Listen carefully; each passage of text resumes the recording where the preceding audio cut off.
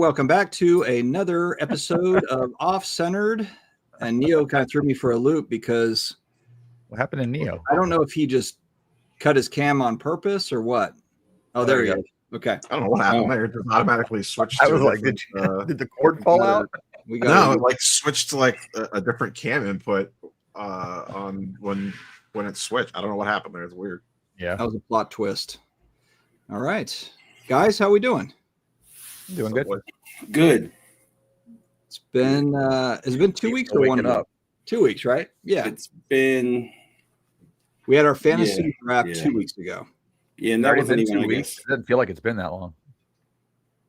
I have Neo. Neo's on deck for me this week, and I did win week 1. Accidents happen. It was the 27th. The 27th. Today is.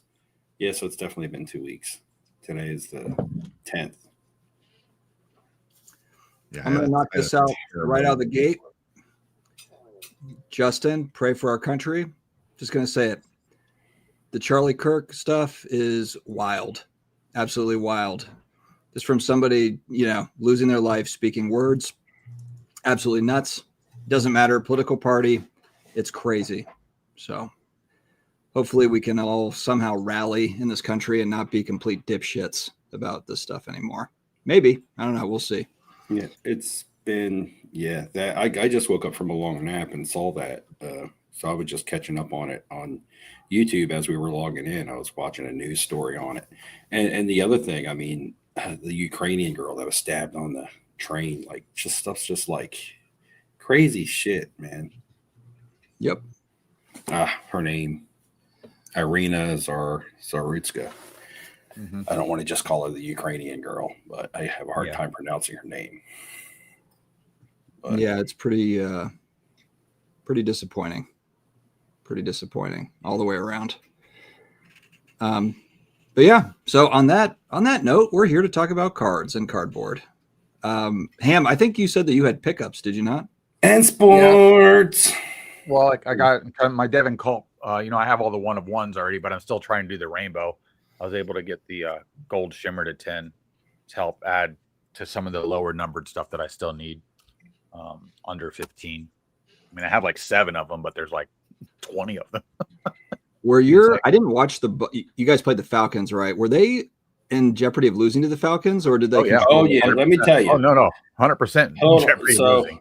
Okay. So I lost our fantasy league. Let's get that out of the way. So did I. But I think everybody who probably drafted Nico Collins in the first round didn't have a very good fantasy week to start the season because the Texans just fell flat on their face. Yeah, they look rough. CJ Stroud cards, guys. Is he going to rebound? Bryce Young looked rough. I'm glad I sold all my Bryce Youngs to Brian Gray, the card deal guy. But in my big money league, and what reminded me of this is I was playing against Baker Mayfield and Mike Evans, and I'm like, got a nice little lead, and then I'm like, the Falcons, I'm like, just hold the Falcons here on this 4th and goal or whatever it was and kneel it out. Get the game over with, baby. Kneel it out. And the Falcons score, and then they let the Bucks go right down the field and score again. Mm-hmm. And so Baker Mayfield gets another touchdown pass under 2 minutes. Mike Evans gets a couple catches on that drive, and I'm just watching my fantasy lead. Like I know it's only the 1 o'clock games, but I'm watching my fantasy lead go away. And then the Falcons come right down, and I'm like, they're going to send this bitch to overtime, and he's going to get more time with Mike Evans and Baker Mayfield on the field. And that's how it looked. And they missed. I was like, oh, so glad. Yeah, the kickers for that game were god awful. I did have Bucky Irvin in that game. I have like 4 fantasy teams, and I think I have Bucky Irvin on all of them. He was one player that I went. He was my 2nd round pick in every league. Well, isn't that Ham said he's the best, right? He's the next guy. Well, he said he was the next Barry Sanders. He didn't quite look like that. He didn't rush. None of these guys for the Bucks played in preseason. Like the whole starting team. Right. He caught a touchdown. Definitely showed like they had been playing. He made a super good effort play on his touchdown catch, which was great because I saw Baker Mayfield got a touchdown pass, and I was like, shit. And then I was like, oh, wait, good. It went to Bucky Irvin, so it kind of counteracted the Baker Mayfield touchdown got pass. The other 2 touchdowns, but he is Mike Evans' replacement in the near future. The Mike Evans replacement. Yeah. The rookie out of Ohio State looked good, right? Did he have the game-winning touchdown? Yeah, he had 2 touchdowns. Is he on your fantasy team as well, or is he on No, yours? because everybody took him before I could. Oh, okay. There was a couple players that I thought, if we're talking about football or just fantasy in general, that were like my long time players that I only know of because of fantasy. And there was a couple players that I liked drafting late in a bunch of drafts that played well. Like I like Ricky Pearsall, and I liked Ty Warren. I liked him as a breakout rookie tight end to be like this year's Brock Bowers, and he had a good game with Daniel Jones, who, well, that could have just been a byproduct of playing the Dolphins. But the Saints were in jeopardy of winning for the first half. Yeah, they were in jeopardy of winning, but then they did their thing and they lost. and they made it all right. Yeah, they figured it out and then they lost. Yeah, I want to believe the Cardinals are a Super Bowl contender, and that's why we lost. But no, they're good. I mean, I think the Cardinals are all right, but we'll see. We got Kyler Murray said basically he had the shits, and that's why he played bad. did he say that? I don't know. I feel like that's he had upset tummy that night. Isn't that convenient though to say before week 1? Yeah, Everything everything I see him do is ever just try and cover his ass and complain. So I'm not really taking him serious. Yeah, he didn't do a whole lot to win the game. I mean, we made a couple mistakes, but I mean, Kyler Murray wasn't lighting it up or anything. Harrison Jr. played all right. McBride had an average game. Again, did y'all watch the Chargers game? Because Herbert looked damn good. Mm-hmm. Yeah. Chargers look good. Look real good. Well, I mean, it's not the first time we've seen Justin Herbert look really good. So I'm just, I know it's a sample size, but you know what though, the Chiefs defense looked bad. That's the other part too. I can't figure out if that was the Chargers were just that good, or the Chiefs defense is taking a step back, because the Chiefs they got to fire up the Chiefs fanboys. They're like the tag bots. What did they give up? 24 slander the Chiefs and they come out of the woodwork. Was it 27, 24? Well, Herbert was throwing the ball all over him. All of it, and that secondary is but they couldn't run. They couldn't run. I think the Chiefs' run defense has always been better than their pass defense. But I mean, in today's NFL, what is a good defensive outing? Like, how many points is that? Because I believe, like, nowadays, if you give up under 20 points, it's a good defensive day. Yeah, I agree. Like, it used to be, man, you would have games where a defense would do shutouts or give up 3 or maybe 1 touchdown. Nowadays, if you give up less than 20, you're like, defense played great, so it's just a whole different game. Yeah, I think by week 3 we're going to really know what most teams are going to look like moving forward once they get that kind of get the rust knocked off and move forward. Also, total defense is kind of it's weird. It depends on the defensive strategy too. Like if your defense is more like bend don't break, and you're okay giving up you let them dink and dunk down the field, but then you're going to close it out. That's the Bucs attempt at zone. make them kick field goals. It might look like this team's racking up all these yards, but they're not scoring. So I mean, total defense can be one of those weird things where, oh my God, they give up 400 yards a game. Well, yeah, but they're not. They're trying to give up field goals, and they're not trying to give up the 80-yard pass play. Mm-hmm. Michael Stone, there's a couple comments out there, and by the way, you're welcome. History through cards. We like to come on here and talk to you guys also, and for all of us, I think this is a bit of a distraction from some things. That's what the hobby's all about, right? It's supposed to be able to distract you and be enjoyable. That's why I'm not the kind of person that likes to get into the drama content and things like that and look at all the negative stuff in the hobby, because the hobby is supposed to be a distraction from the negative things going on in your real life. With that being said, see, he talked about Justin Herbert needs to win a playoff game. But here's the thing, because you could say that about all the really good young quarterbacks, but all the really good young quarterbacks, most of them are in the AFC. So not all of them are going to get to win playoff games. When you start rattling off the top 5 to 10 quarterbacks in the league, a majority of them are in the AFC. I mean, you have Jaden Daniels now in the NFC and Jalen Hurts, but we talk about the hobby darling guys are all AFC players. Jackson, Allen, Burrow, Mahomes, Then you get the Herbert. And then you get the Herbert. I'm just rattling 4 off my head. Then you get the Herbert 5th. And there's a lot more guys even in there than that.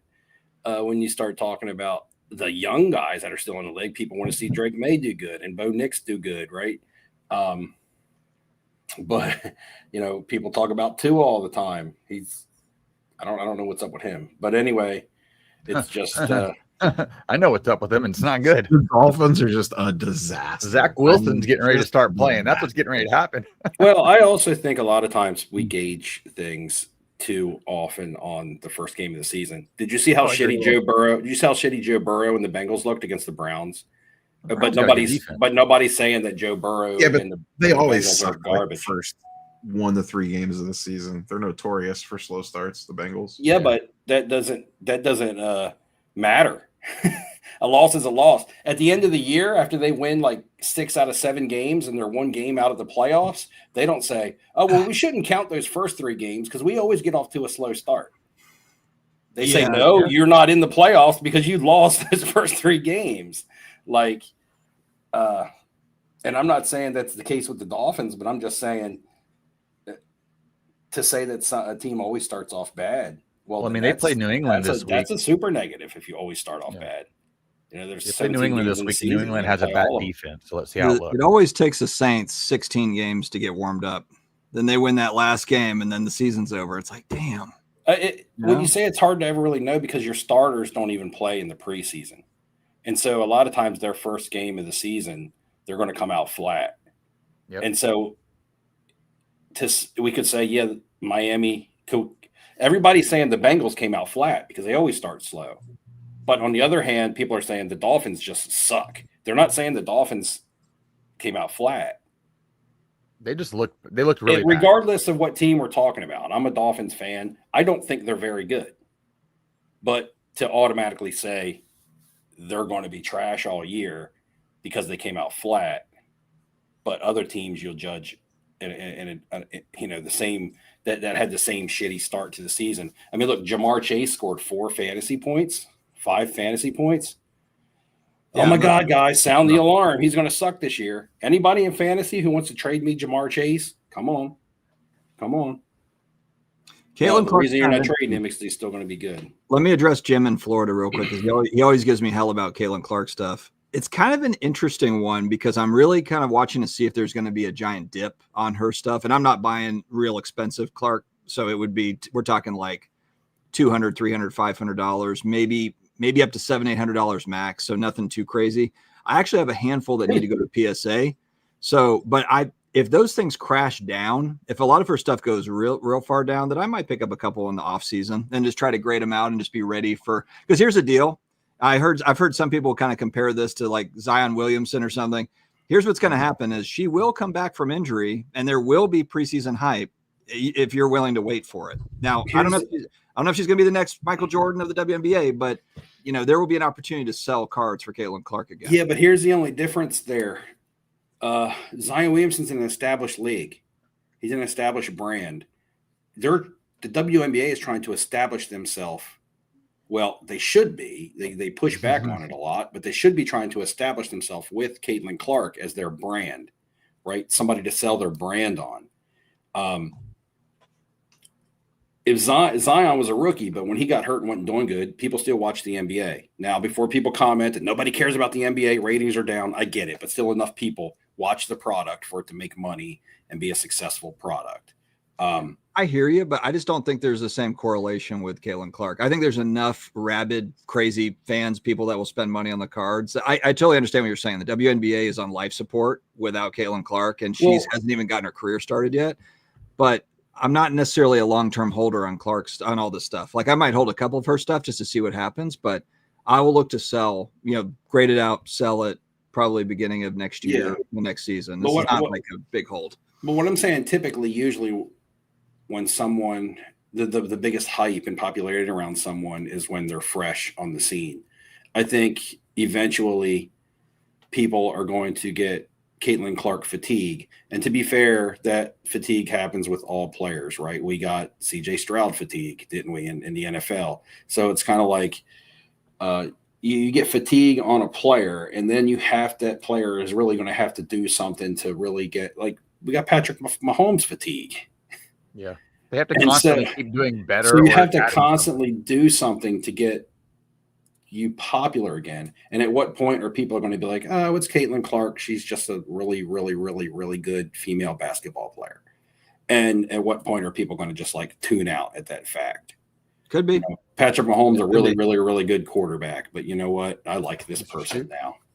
And maybe that just takes somebody else being popular, which would then be good for the brand of the WNBA, or the people who were starting to watch the WNBA, including myself. I would turn on Indiana Fever games. I would at least check their box scores and things like that. But I haven't, since she hasn't been playing. And when she starts playing again, I don't know if I'm at to the point to where I will start doing it again at this point. Yeah, the hobby's always looking for the next best thing, even when there's already something great in front of you. When you start getting that steam going.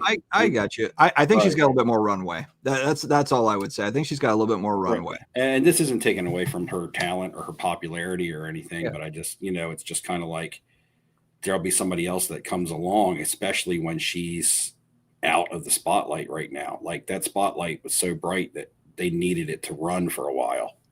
I almost feel like I'll run contrary to that, though. I almost feel like the NFL, the NBA, there's more pressure on a player because every year you do have a new quarterback. You do have a new running back that's exciting. Or the NBA, you got a new number 1 overall pick, or you got a new guy. Whereas the WNBA, I don't know who next year's number 1 overall pick is, but there's not necessarily that same sort of pressure. There's not a flurry of talent that's going to come out and take that spot.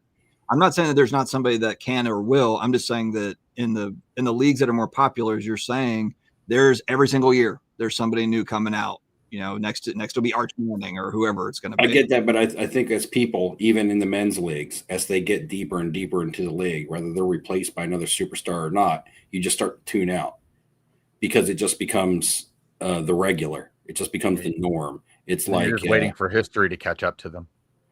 Right. It's like I said, like Patrick Mahomes, when he first started quarterbacking, you'd be like, oh man, I want to check this Chiefs games out. Patrick Mahomes is out there. Now, we don't say we're tuning in to watch Patrick Mahomes. We say we're tuning in to watch a football game. Yeah. And we may not watch the Chiefs, and that's not taking anything away from his ability or what he's done. No, but Mahomes is 7-8 years into his career. That's what I'm saying. I mean, Caitlin Clark's going to go into her 3rd year. She was hurt all of her 2nd. That's all I'm saying is I think she's got a little bit more runway left. I'm not saying that you're not. Look, in 5 years, you're probably right. There's probably other players, whatever. I totally agree with you. I just think she's got a little bit more runway. I could be wrong though. I could be wrong. I just think at some point we're going to be like she's like now, but we're going to be like, she's a really, really, really, really, really good female basketball player. She's the most exciting female basketball player in the WNBA. I'm not saying that she's the best, but she's the most exciting. Excitement is what draws people to watch, not necessarily even being good, right? Mike Tyson, people still will tune in to watch his fights. Is he a good boxer? Hell no. He got his ass beat, and it was probably rigged by Jake Paul. But people, if Mike Tyson was to put a pay-per-view out next week, people would watch because Mike Tyson is exciting, not because he's good. So it's kind of like, well, he's just 100 years old now. At what point is she no longer exciting? Well, that she got to stay healthy now. Is she just Caitlin Clark, and she's what we expected her or didn't expect her to be? Because I mean, they hit harder in the female league than they do in the men's league. I mean, that looks more like Pistons basketball back in the day, the way the women beat each other up. That's why nobody watches though. The game itself is shitty. Let's go back to this question here. I thought maybe we addressed it a little bit, but QB cards at the National. I feel like this is the first National in years where I didn't really see a whole lot of like huge buzz around. Yeah, I mean, sure you had some guys, but I mean it wasn't. Now I'm kind of wondering too. I know that PSA graded. I was looking at the data. Like in August, they graded more Jaden Daniels than they did Michael Jordan cards. So maybe there was just stuff that wasn't back from grading yet, and that's why there wasn't more Jaden Daniels at the National, or what? It just didn't seem like there was any sort of like super. I didn't see Roth running around. He sold the card at Fanatics Fest, but I didn't see him at the National running around making videos on quarterbacks. Did you? No, they target cards that are 10 and below now for the most part. I think what happened is the prior couple of years, the entire hobby caught up to that process, and Yeah. there was just no new available movement to have on some of these cards. And then nobody really knew which way to go with it. Who's going to be the guy? Everything's changing so rapidly in the NFL. I think this is the first year we're going to see more in-season movement for players continually than ever before. Oh, you think Especially it's the going to NFL. happen during the season?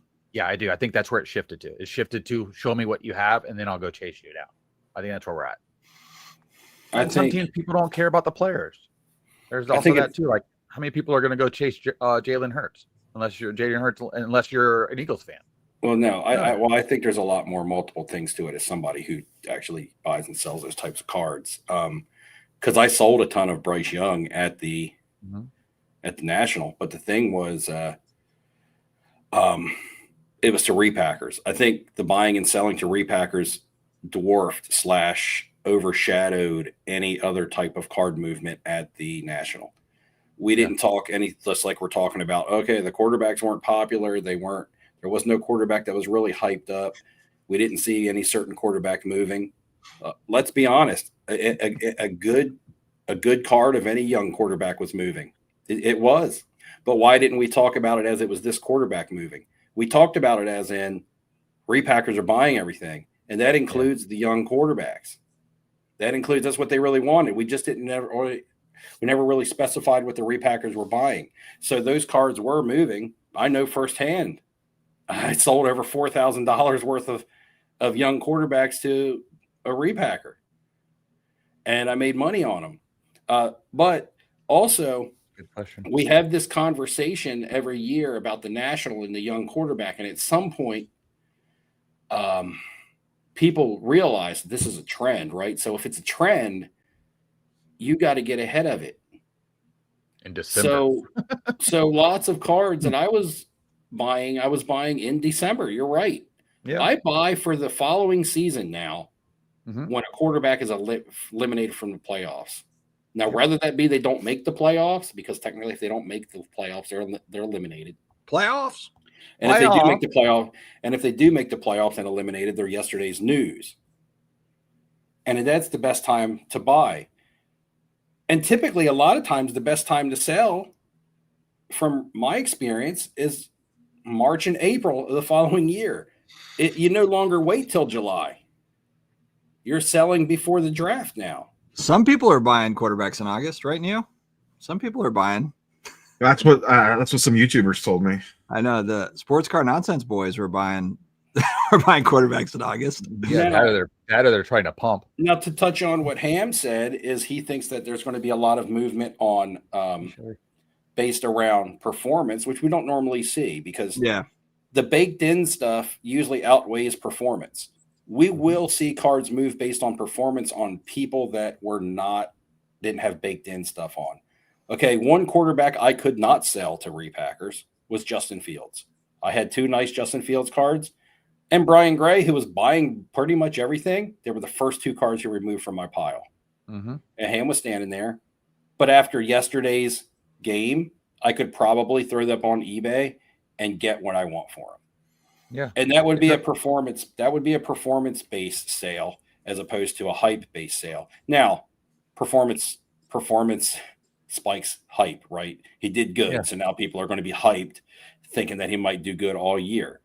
Like Daniel Jones. And I'm not saying whether he will or whether he won't. There was Daniel Jones also, but how many people are going to look at that and say, well, he was playing the garbage ass Dolphins. Next week, he's not going to do well. That or he was just on the garbage ass Giants.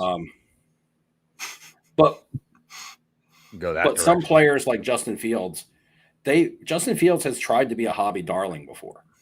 I don't think Daniel Jones has ever reached hobby darling status. A lot of times, hobby darling status carries you more than performance. Although, do you remember Daniel Jones? I remember buying some of his Duke stuff, his like Duke Prism draft, and selling it, like buying and selling that stuff, going back in time a little bit. He had a moment, but it was just because it was like basically COVID era.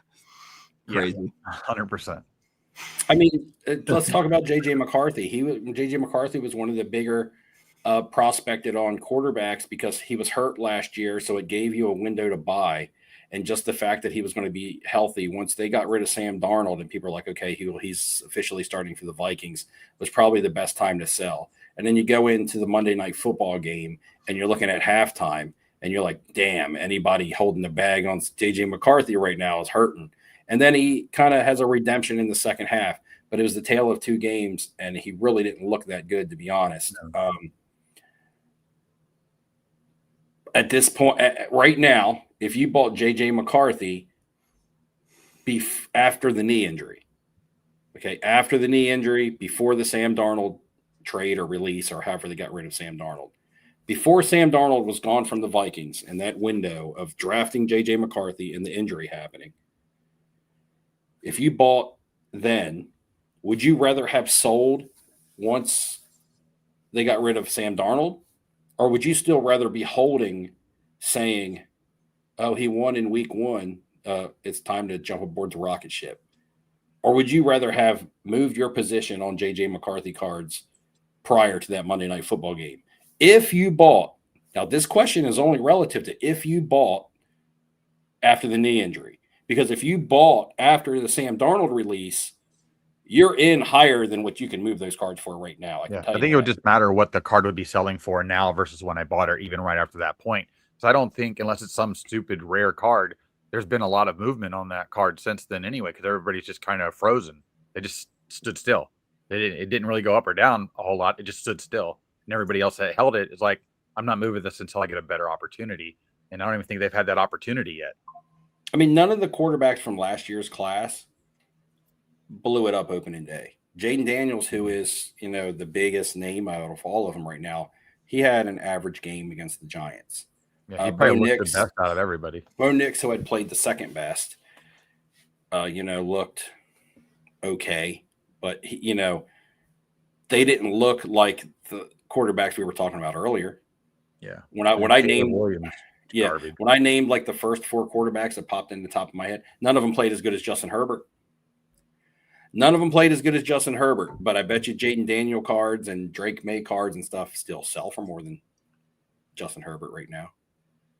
Yep.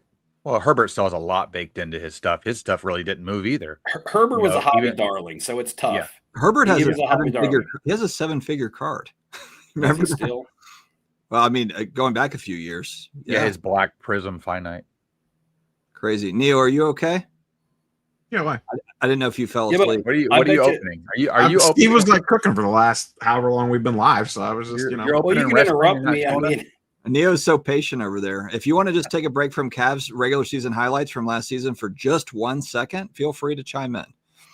But that's the thing. Joe Burrow and the Bengals played like shit. Justin Herbert and the Chargers looked great. Joe Burrow cards still have more liquidity and sell better than Justin Herbert cards. Spencer Rattler still got some room to run on those prices if he pops up. What about Spencer? We got one over there. I need to talk to Neo because I need to know what's going over there in Cleveland. Because on my big money casino fantasy team, I have 3 Cleveland Browns. Why? Well, I drafted Jerry Jeudy as one of my later receivers. I picked up what's his name, Harold Fannin Jr. off waivers as a backup tight end, and I've had Quinton Judkins sitting on my IL or IR list. So, are any of those guys worth keeping? If you had to pick one of them to keep on your fantasy team, between Judy and Judkins, I guess it depends on your depth. No, and the rookie tight end was his name, Fannin, whatever. Call a bunch of balls. I mean, Judkins would be third on the list because he's probably going to get suspended, and he just signed. He hasn't even practiced yet. Yeah, but running back's such a valuable position. I mean, if you have the depth to just have him sit on your roster and not do anything for multiple weeks. Well, as of right now, he can sit on the IR list or whatever. Fannin's legit good. And if they suck, Njoku will get traded, then Fannin will be the pure tight end. But they played him at wide receiver 3. No, see, and also to put that in reference to my team is my starting tight end is Trey McBride. So it'll be tough to ever put him in my tight end spot unless he does really good and I can trade Trey McBride. That's my thought process. Because when you have a Brock Bowers or a Trey McBride, you don't need to hold a roster spot with another tight end unless you think that tight end can actually pop off, give you super really good value, and then you can move a name brand like a Trey McBride to get you a piece somewhere else and not lose a whole lot of productivity in that position based on a breakout rookie. Then my running backs are Bucky Irvin and Trevion Henderson. And then I don't really have any depth. There's not really any depth to draft this year. And then my other receivers are CeeDee Lamb, Jacoby Myers, who I drafted in almost all my leagues. And I wanted to say this to Sports Card Professor. Jacoby Myers has been, I think, going to be one of my best late round picks of fantasy this year in all my leagues. And and I got Zay Flowers, who I didn't start, and but he had a monster game. But he always does that dumb shit. So just to put that just to put that in perspective with the teams that I have, which one should I hold on to? That's right. My Saints square off against Mac Jones 49ers this weekend. Brock Purdy's hurt. That's right. Is Purdy McCaffrey already hurt yet? No, McCaffrey was fine, and he had 10 catches. I mean, I thought he's already set out practice this week. He set out practice all last week. They did that shit. Okay. Purdy, they said he might miss multiple weeks today. Yep. We got to beat the 49ers because we have a pretty tough schedule. Jim in Florida, what do you mean? Why would I take Judy with their quarterbacks? Have you ever seen what Joe Flacco does for a fantasy wide receiver? He does a lot. Like, here's the thing.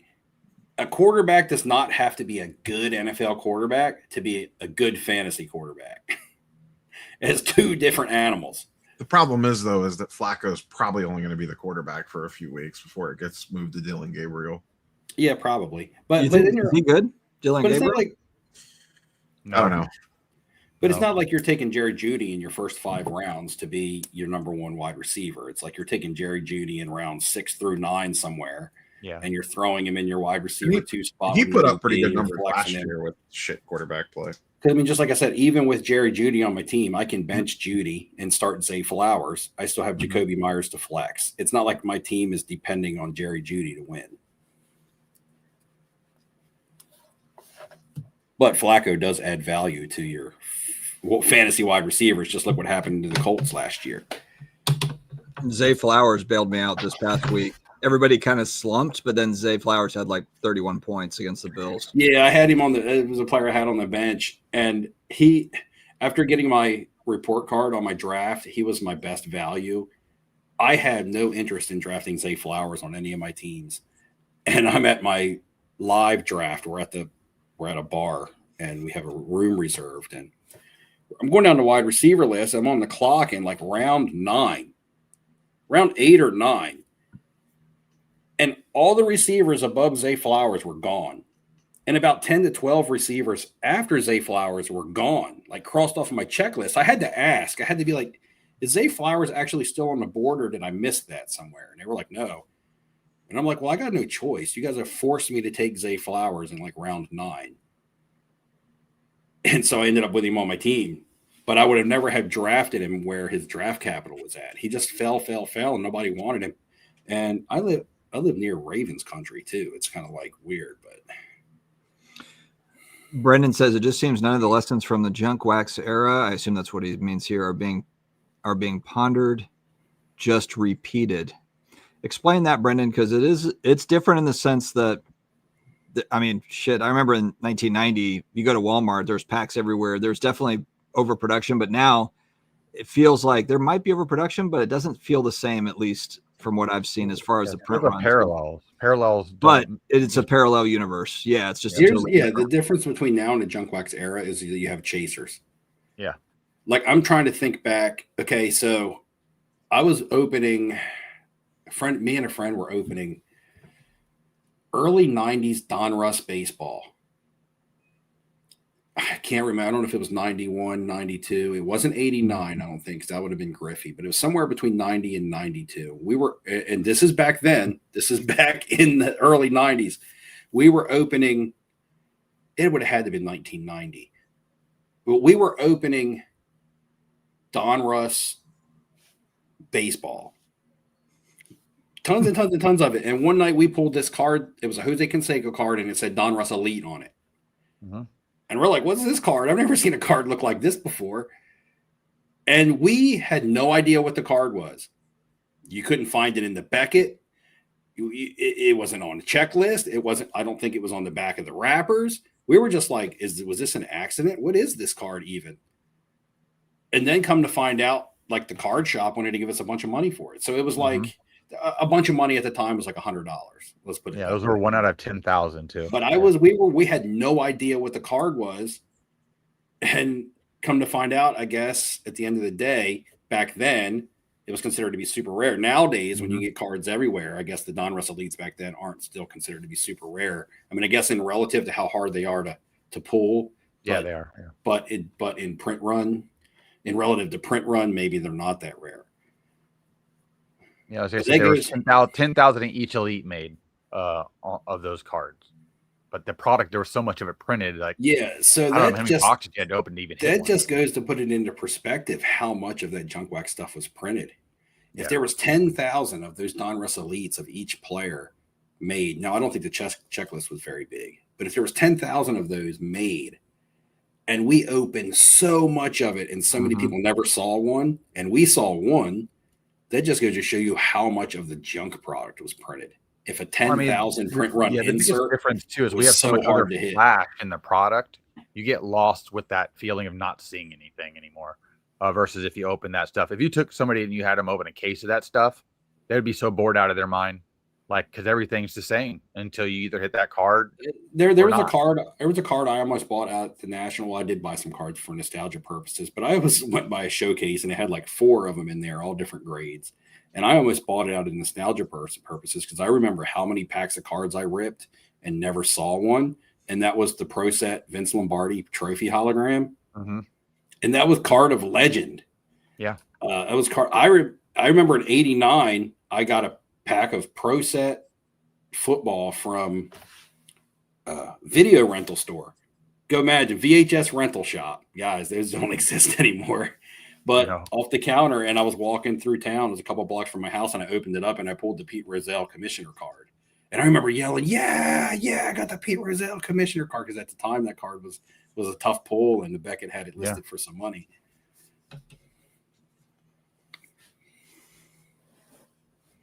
What do we think about Fanatics Fest next year, rolling up into the National?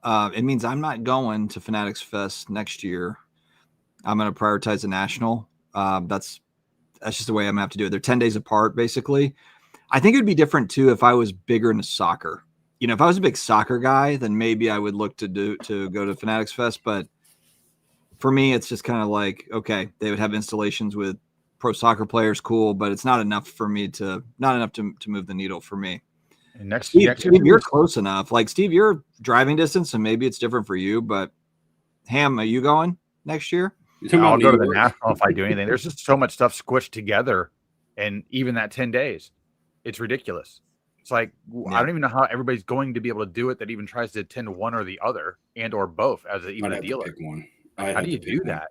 Even a company, companies are going to be stretched thin. I'm going to the Comic-Con, which Neo, I'm going to the Comic-Con, and I'm coming into town Tuesday, and I'm leaving Saturday morning. My wife actually got off work, so now she's going to be there. But by the time she knew that she was going to be coming, the Friday Comic-Con tickets sold out. So she got a ticket for Thursday. I got a ticket for Thursday and Friday. So Thursday, I'm going to the Comic-Con, and Friday, I might be going without her. Unless you can buy tickets on like SeatGeek or StubHub, but people want a lot of money for them. People scalp them outside too. I can't imagine buying scalp tickets for a Comic-Con. I know, right? Your Comic-Con sold out, man. You got to get tickets early. That's funny. But anyway, there's a Worst Card Radio's out there selling them, I bet. That's right. Yeah. Parking. They're selling the parking too. But so none of you guys are doing Fanatics Fest next year? I don't think so. I don't see I won't be able to. It's just to me, it's a time constraint thing. I'd have to choose. I'd have to cut something, right? I'm already using some vacation time to go to the Fanatics Fest. So I'm gonna book a room, but I'll TBD if I go or not. I'll just get something that I can cancel as like a just in case. And I think a lot of people too that went to the National this year that may like to try the other things, they may skip the National this year to do that instead. Because everything's so expensive now. I think they probably were thinking that, but with the way the hotel situation is with the World Cup stuff, that might change people's perspective. Where's the World Cup going to be? The same weekend as Fanatics Fest in New York City. Oh, and they got World Cup games in New York City. It's the same weekend as the World Cup final, so hotel prices are jacked. Most of them are sold out already. I can only imagine because hotel prices were jacked for Comic-Con. Yeah, our hotel for Comic-Con is like $1,000 a night. We use Marriott points.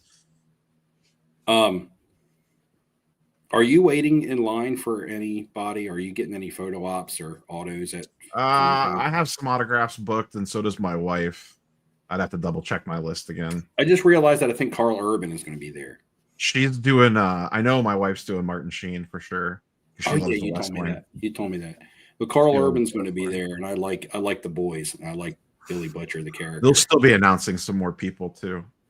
We're Dustin, my wife, and I are going to see the Stranger Things Broadway show. Oh, it's really Wednesday night. Yeah, and then they just announced today that the cast is doing a panel at New York Comic Con on Thursday. Yeah, so you heard anything about it? On the back of that, I did hear that in November they're going to do some sort of a marketing blitz, and so I was also trying to keep my because they did this last year when we went to London to see that play that you're going to see. We were in London the same weekend that they did a like Stranger Things show in Georgia, like where they're filming it, and so we couldn't go to it, and all the cast was there. But I want to take my daughter. I want to kind of hold the November open a little bit to see if they do something similar like that, and then run down and hopefully go to it. But we'll see.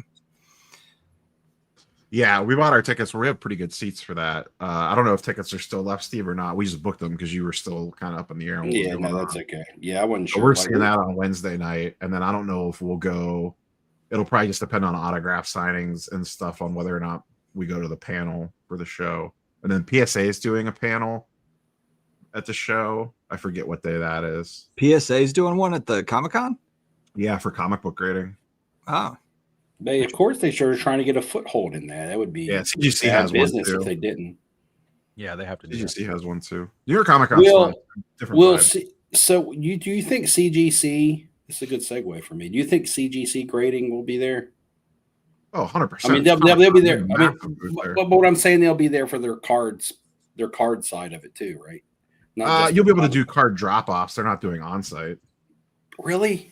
Look, yeah, they do that here too. Because in the mail, you guys saw, I got my Tim Burton pack pulled. These are from the an actual set for Nightmare Before Christmas. Really? And that's pack pulled. Yeah.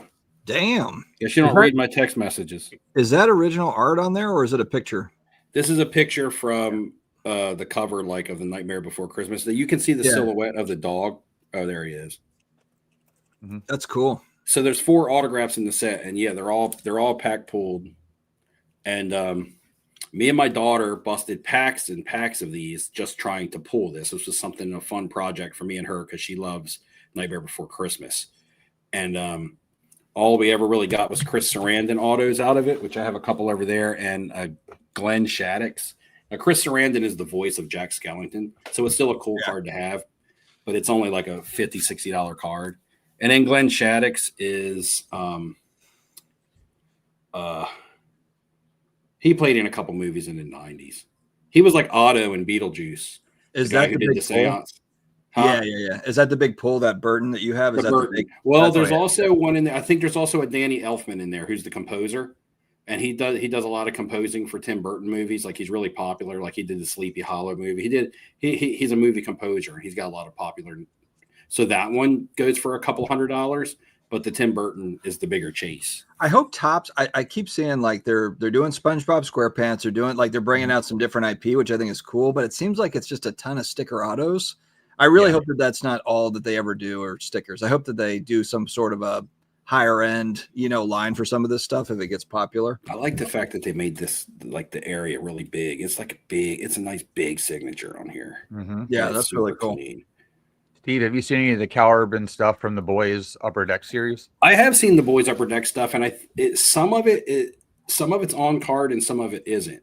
Yeah, I noticed that too. I saw a dual auto of Anthony Starr, who's Homelander, and Carl Urban, Billy Butcher, and I would love that card, but with it still being a fresh product, you guys know how fresh product is.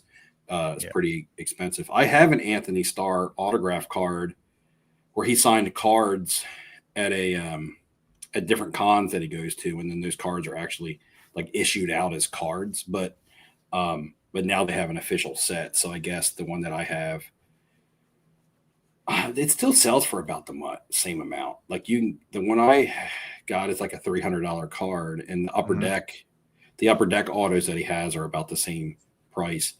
I feel like I like the set, but I was looking through it, and I feel like they have so many different versions of the autographs that somehow they manage to water it down. Yeah, especially where they scattered it across different inserts. Right. That's what I mean. You can get the base cards that look like, and they have the autographs on them. And then you got dual autos, which of course dual autos are always awesome in every product. But then you have 3 or 4 different like inserts within the set. Yeah, the ones that look like they're a toy in a package. Yeah. And then there's a variation version of version. Right. But then the inserts have autographed versions too. So it's kind of like, well, he has 4 or 5 different autograph cards in the product. You know, which one is the one that I want, as opposed to being like, we have an autograph set and it's a separate photo and a checklist, or you can pull the base card autographed, right? That's kind of like, so I feel like they managed to water it down to an extent by putting so many different versions of the autographs in there. Well, that and almost everything sticker. I mean, Urban's one of the only ones that's not a sticker on certain cards. I saw the Urban base card, and they listed in the eBay title on card auto. Yeah. And then when I looked at the photo, it's tough because the photo, they made a specific area for the superstars or for the actors to sign on the card, like a rectangle. And it's a white rectangle that they sign in, but it makes it somewhat gives it the appearance of if it's a sticker auto or a sticker was maybe intended to go there in case they didn't get the hard signs. Yeah. Yeah, it's the same thing Leaf does, but I mean, Leaf predominantly uses sticker, and they do a good job with making it fade in. A lot of times you can't really tell, and they do that with that white. That's kind of the reason why they do that. It's a backup plan. I saw Brad in the chat. By the way, Brad, you missed a really good birthday party last night. So anybody in the chat, guys, if you, I don't want to say a fan, but if you listen to my content and you think I'm a relatable person and you lived within like 30 to 40 minutes drive, and we hung out at the National and somewhat developed like not just a content creator to viewer relationship, but also like a friendship, which I consider a lot of people in the comments to be my friends anyway, even if I've never met them. And I invited you to my birthday party, and I was like, man, it's going to be a big old banging party. Food, heated swimming pool, bonfire, all the good shit. Would you show up like if you were there, like if you were only like 30 minutes away and I invited you? Of course I would. Well, I know you guys would. Well, you asked us. What do you think we're going to say? No, I'm saying the guys in the comments, people in the chat. Oh, I thought you were just talking to me. I didn't know I wasn't included now. Damn. Because Brad, who won the contest, actually lives, within an hour ride from me. Boy. Yeah. Speaking of Brad, there he is. Brad, I'm not answering any of your comments anymore. So you see, viewers will get upset if you like ignore their comments or you don't have say something they don't like, right? You don't have their same opinions, and they'll get upset with you.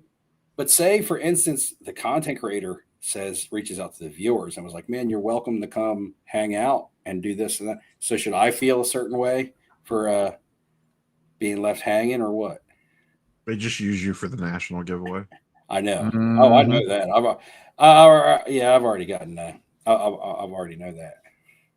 Maybe that was that. There's going to be trivia questions from Steve's birthday party. Now exactly. No one's going to get those. Man. Yeah. How hot was Steve's swimming pool? Yeah. What was the hors d'oeuvres? Oh, I can tell you it was 95 degrees. What was Daisy wearing? she did have a little T-shirt on for a while because one of my friends came and brought her a T-shirt, but it was too small for her. So we put it on her, and it only like covered up like a very little small part of her from the front. But after about an hour, we took it off. But I bought my old pool heater, which you guys saw me repairing in videos. Well, you guys didn't because you don't watch my videos. But people who watch my videos, people who do watch my videos, you guys saw me working on a pool heater, which I got up and running again. Come to find out, I called the people who installed the pool in this home and found out that pool heater was installed in 2007. Oh, that's not going to last that long. No wonder I kept having issues with it. So I go to the pool place. This is a story. So I go to the pool place. I'm like, hey, I need a quote on a pool heater. They're like, well, you got to contact our guy who does pool heaters. I send them an email. I need a quote on a pool heater. They send me back. The pool heater is going to cost you $5,500. And then it's going to be about $700 worth of plumbing to rework the plumbing. And then you're going to have to call an HVAC person to hook up the natural gas. And you're going to have to call an electrician to hook up the electric. I'm like, that's shit. I'm like, that sounds like a lot of money. And I've only got about a month left in the season. Right at the end of October, I closed my pool down. So I'm like, maybe I'll look into this next year. But I'm like, no, man, it's my birthday party. I got to have the pool heated. So the pool heater, I was like, what model number pool heater are you talking? So they give me the model number of the pool heater. I go online, and the pool heater is a $3,200 pool heater. In some places, you can find it on sale for like $2,900. And this guy wants to charge me $5,500 for just the heater before any labor on top of it. You try to make the good money off. He had national prices. He saw your house. I'm like, I got it. I'm like, do you think we're at the national? This is vintage national prices. He's like, this PSA 10. I'm like, I saw a Babe Ruth card that's valued at $5,000 and somebody wanted $7,700 for it. I said, this is what this feels like. I'm trying to buy a $3,000 pool heater for $5,500. I'm like this, so, man, I ordered the pool heater myself. I watched some YouTube videos and I did all the plumbing. I did the gas line and the electric, and that thing is running like a beauty right now. So I just had it delivered I bought it for $2,900 and change, had it delivered, and did all the work on my own. The chat I did all the plumbing too. Pools are a money pit, like a boat. Yeah, bust out another 1,000. No, they're not. The boat stands for.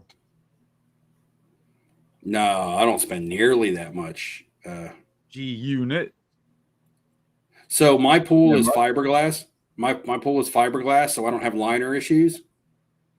It's basically like a giant bathtub dug into the ground because it's in ground, but it's a fiberglass pool, so I never have to change the water. I never have to change the liner, and it's a saltwater system, so I don't have to pay tons of money for chlorine because chlorine and chemicals are expensive. But because I pay $500 for a salt cell unit, and it's a saltwater pool, and that salt cell unit will last me 5 to 6 years, I don't have the chemical expenses because I use salt. All right, fair enough. Let's get back on track. I think Brad actually had a decent question. Football and basketball taking over the licenses. Are there K-Sits going to be like downtowns and kaboobs as far as popularity goes? Yeah. Ham, what do you think? Yeah. Why fix what ain't broken? They're lazy. It's easy. I mean, I wouldn't be surprised they try to come out with something new, but like. Well, no, I mean, the downtowns and kabooms are people still going to pay huge money for unlicensed ones? And then what's going to take their spot? What is Topps going to have that's going to be? Everything that's unlicensed right now is just going to fall at the wayside with the exception of a couple things that'll still hold decent value. As soon as stuff with licenses come out, it's just going to blow everything else out the water.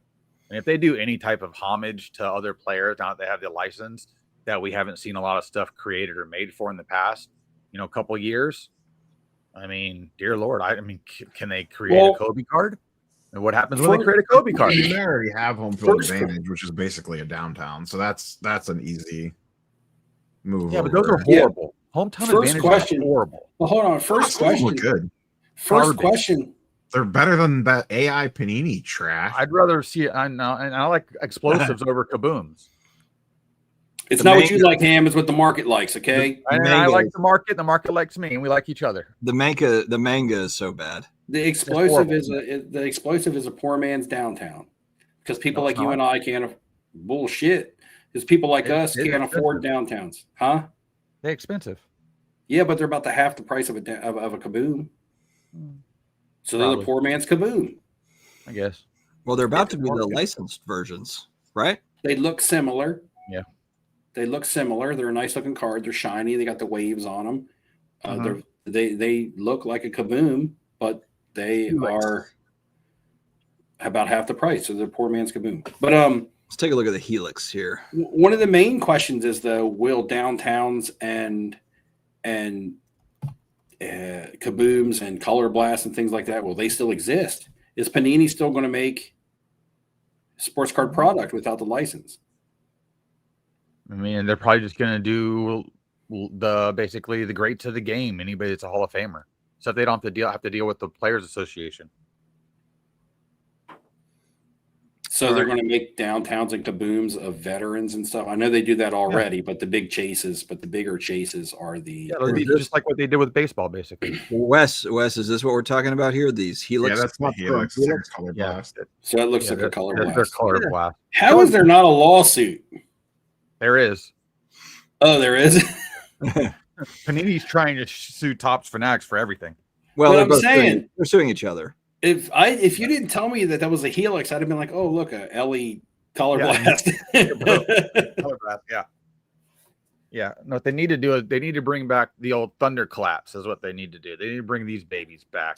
Not even It's owned by close. Upper Deck now, and they can't do anything. Have you Not- seen Upper Deck's new Allure Damn. product? DeJuice Main saying Kaboom's the next PMG. Look out. Kabooms No. will never be the next PMG because they're mass printed. They're also they're not PMGs have rarity to them. They're actually numbered, and common cards sell for the price of what superstar kabooms sell for. But there's no rarity. There's no rarity to kabooms in downtowns unless you're buying like the initial print year. Neo did it. I hope one day that print run comes out. And Neo has done multiple like actual videos on this, but it was something I touched on when I bought the Kyler. Remember when I bought the Kyler Murray downtown rookie? And I was talking about print runs or pop reports. And I was like, I don't have any analytics. I'm not a researcher and analytic guy when it comes to cards like that. That's more up Neo's alley. I'm like, but I can tell you from pop reports, the 2019 Kyler Murray had like less than 100 PSA 10s. And if you fast forward to 2021, just 2 years later, the Trevor Lawrence downtown had like 600 or 700 PSA 10s. And I was like, that alone, because both of these guys were first pick of the draft. They were both the big prospect in their draft respectfully. They were both young, popular quarterbacks in the hobby. So you can't tell me that people just didn't submit their Kyler Murrays. Plus, the Kyler Murray had been out 2 years prior to the Trevor Lawrence. And there was literally like 10% of Kyler Murray based on Trevor Lawrence. There was more Trevor Lawrence PSA 10s than there was graded period Kyler Murrays, not just Kyler Murray 10s. So that there was easily a telltale sign of the increase in print run production. And now we're talking about 2025. This was 2021. That was a 2021 product. Yeah, we're talking 3-4 years now later, like case hits are case hits, but they're all relative to the amount of cases being printed. Just like I talked about that Donruss Elite earlier. 10,000 of them were made, but it seemed rare because there was so much product printed. Well, and they'll just make a new numbered parallel in between 1 and 10, whatever it is. They'll just make a new one just to add more cards to the thing to make people feel like they're getting more stuff.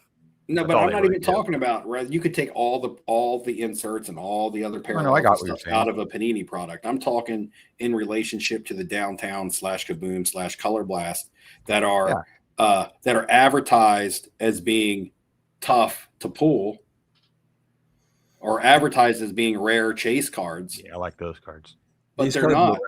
Those cards are beautiful in person. These, yeah, the gorgeous. I always wanted the Peyton Manning. Yeah. Well, yeah. I mean, but they've got a nice Favre one. These are nice cards. Yeah, I think you're going to see this late 90s, early 2000s insert really boom. I think that's the next boom. That's the new. So. That's the first vintage parallels at the end of the day. Yeah, the football versions of this look way better. I think there's also like basketball exclamation points. They don't look near as good. They don't look as good. Is that an insert or a parallel? It's an insert. It's an insert from Fleer Ultra. What was the pack odds on those? It's worth a Google. Yeah, you probably have to Google ChatGPT. Because we know that the PMGs are super popular from the old stuff, but we also know that like Platinum Portraits was another popular one. Intimidation Nation were some other popular ones. Like so, there's tons and tons of them out there because there was tons and tons of inserts in the 90s. Will it get to a point to where a rising tide raises all ships because so many people are on that fad right now of 90s inserts that you got to keep dropping down to the next level of affordability, which then takes affordability to non-affordability. Just basically what's happening with the Jordan market, but just now break that out into different groups and genres of players that people are going to group into that category. Right. So, that's what I'm saying. If I want to collect 90s NFL inserts, for instance, and I cannot afford the top 3 to 4 popular inserts, am I then at that point just going to say the hell with it? I'm not going to collect them, or am I going to say, all right, well, I'm going to find the next affordable insert that looks awesome, and I'm going to start buying that one. And then if enough people do that, then it prices out the next card.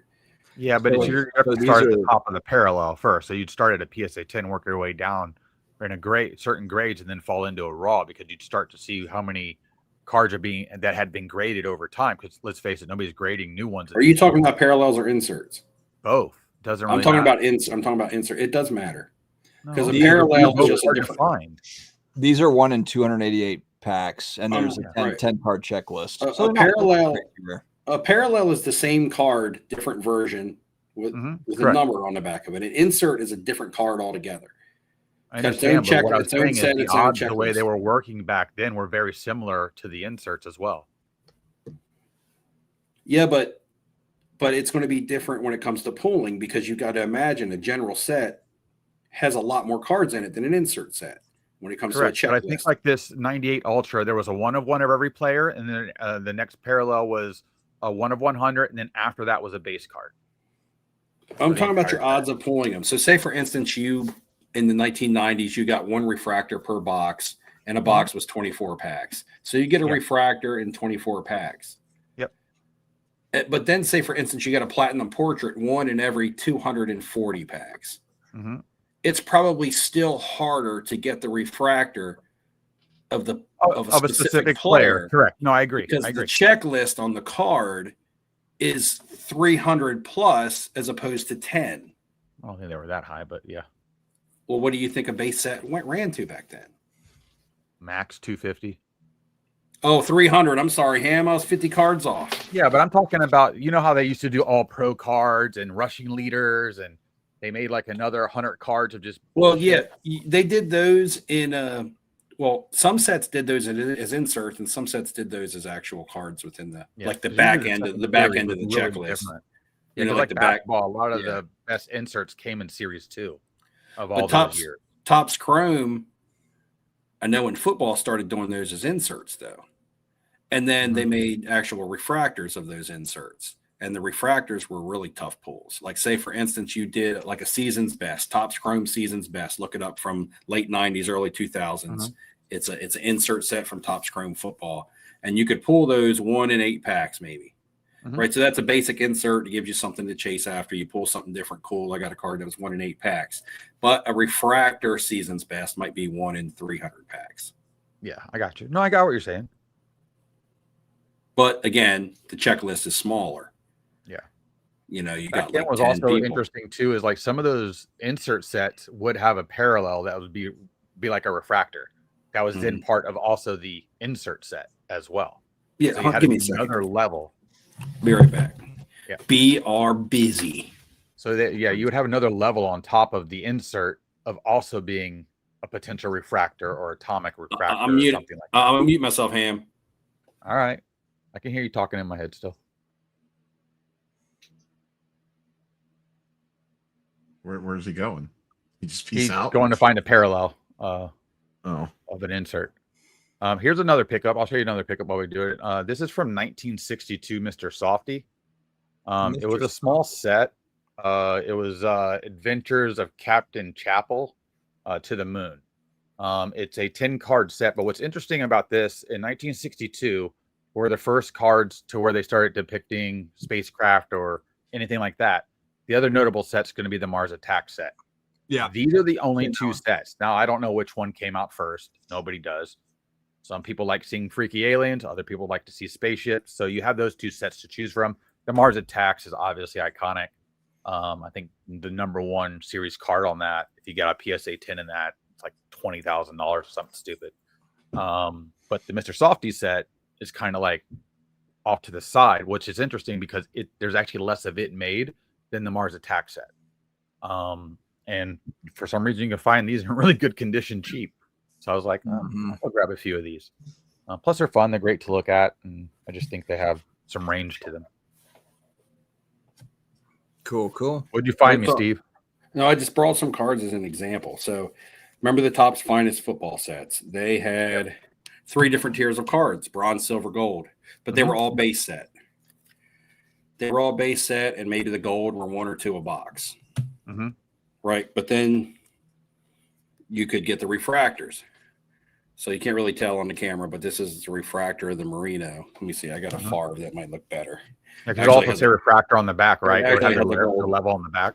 Right now, Yeah, your camera's lagging, and it just looks like pixels. Oh, really? I can see it on my screen. Can you see it now? Listen, Carlos. I will pump space cards to the moon. Can you see it now or no? Is it pixels now? Admit to life on Mars. Is it just pixels?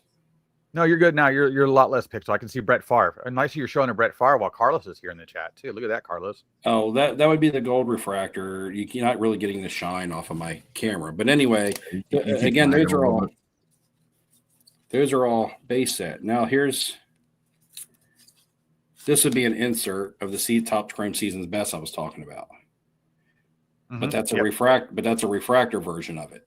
The regular refractors shine so nice too in person. They're so clean. The regular insert would be like 1 in 12 packs, maybe, and this one would be like 1 in maybe 120 packs. Yeah, what's that go for now? I don't know. Like the 90s stuff, it might be a $30-$40 card, but if it grades out a PSA 10, it's now a 10x. I wouldn't be surprised if that card's $100 raw right now. I mean, the difference still now when it comes to PSA grading is if you're grading ultra modern and you get a PSA 10, you're looking at maybe a 2.5x. Yeah, nobody gets PSA 10s anymore. It's a new rule. But on this stuff, it's still like a 10x. If this is a $25 card and at PSA 10s, I'm getting $250 for it. So that's where your money can still be made. It's just harder to get PSA 10s on this older stuff. But that's still where it's hard to get PSA 10s on anything right now based on all the reveals that I see. That or everybody forgot how to pre-grade their cards to send them in. These are the ones that make you money. The Shannon Sharp Gold Refractor, because he's cheap. You can buy this card for like $4, and if it PSA 10s, you're getting $100 for it.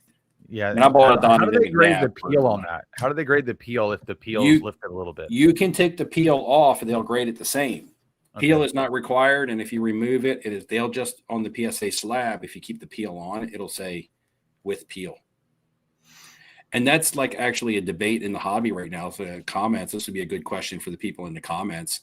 Do you prefer your Topps Chromes or your Finest? Typically, it's the Finest from back in the day. Do you prefer them with or without the peel? If it's a refractor, without. Because that's where you see the true card. Just think about it. The whole time, nobody's touched it. I mean, the peel is on there to protect the card so it doesn't get damaged. So if you remove the peel, we were going to grade them in the future. So they were right. So if you remove the peel and the card is not damaged, because it says, it has words on it too. So it kind of messes up the image. People might like the look of it. So for instance, I got to take this. Look at this. Straight out the 90s. Look at that. Look how clear that you could put any card. Right. You could put any card. Your camera's frozen, so nothing looks clear. No, I can see. I can see it now. It looks like the sunlight just hit the camera with that thing. So You could put any card. Neo's the one lagging, I think. No, Because No, you it's, just it's definitely you, Steve. no, it's Definitely 100% used. you just had the circle spinning. Maybe I just need to reboot. Anyway, you could put any card in this top loader, and it would be a gold. Steve. Like I he's see on your Ham's face. internet. Yeah, you're going max Yeah. headroom tonight. Yeah, I'm going to reboot. I'm going to reboot. How you doing, Winter Haven? PSA Started 9 getting- equals. He started getting the flashy cards out and it started tearing his internet apart. So a 9 is a 10 for 90 stuff. Fair enough. Basically, yeah. Neo, have you submitted anything to grade? You're usually big at grading stuff. Not for a while. Turnaround times are too slow. I don't really have much dropped right now. the card I dropped off at Beckett. I'm still waiting for that to get graded and sent to me. I'm sending It's out a gone bunch through of stuff to them Tier too. 2 of whatever their stupid line is to get through it, but and it's a glass card. It's not even like it's hard to grade. You have to crack it out of the stupid thing to even grade it, and it's from Panini, and it's made out of glass. So, like, just give me my card back. So I can sell it.